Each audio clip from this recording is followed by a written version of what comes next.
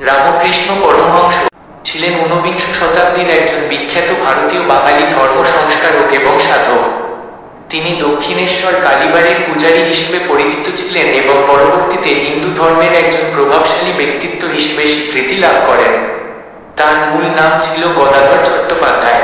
প্রাতিষ্ঠানিক শিক্ষার প্রতি তার বিশেষ আগ্রহ না থাকলেও শৈশব থেকেই তার মধ্যে দিব্যভাব প্রকাশ পেতে শুরু করে। রামকৃষ্ণ পরমহংস 1836 সালের 18 ফেব্রুয়ারি পশ্চিমবঙ্গের হুগলি জেলার কামারপুকুর গ্রামে জন্মগ্রহণ করেন।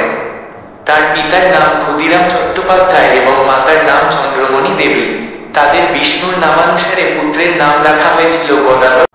1852 সালে গদাধর কলকাতায় আসেন এবং দক্ষিণেশ্বর কালীবাড়িতে পূজারীর কাজে নিযুক্ত হন। এখানে তিনি দেবী কালীর পূজা করতেন এবং ধীরে ধীরে তার আধ্যাত্মিক জীবনের বিকাশ করতে থাকে। রামকৃষ্ণ বিভিন্ন ধর্ম ও পথ, যেমন বৈষ্ণব ধর্ম, শাক্ত ধর্ম, ইসলাম, খ্রিস্ট ধর্ম অনুসরণ করে ঈশ্বরের উপলব্ধি করার চেষ্টা করেন। তিনি বিভিন্ন ধর্মীয় আচার অনুষ্ঠান, যোগ এবং ধ্যান করতেন। রামকৃষ্ণ বিভিন্ন ধর্মীয় পথ অনুসরণ করে একই ঈশ্বরের বিভিন্ন রূপ উপলব্ধির কথা প্রচার করেন। তিনি বিশ্বাস করতেন সকল ধর্মই একই সত্যের দিকে পথ দেখায়।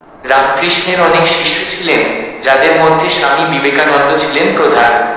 বিবেকানন্দ রামকৃষ্ণের শিক্ষা বিশ্বজুড়ে প্রচার করে। 1886 সালের 16 আগস্ট রামকৃষ্ণ পরমহংস কলকাতার কাশীপুর উদ্যানবাটিতে পরলোক গমন করেন। তার মৃত্যুর কারণ ছিল ক্যান্সার। রামকৃষ্ণ দেবের শিক্ষা ও দর্শন আজও মানুষের কাছে অনুপ্রেরণার উৎস।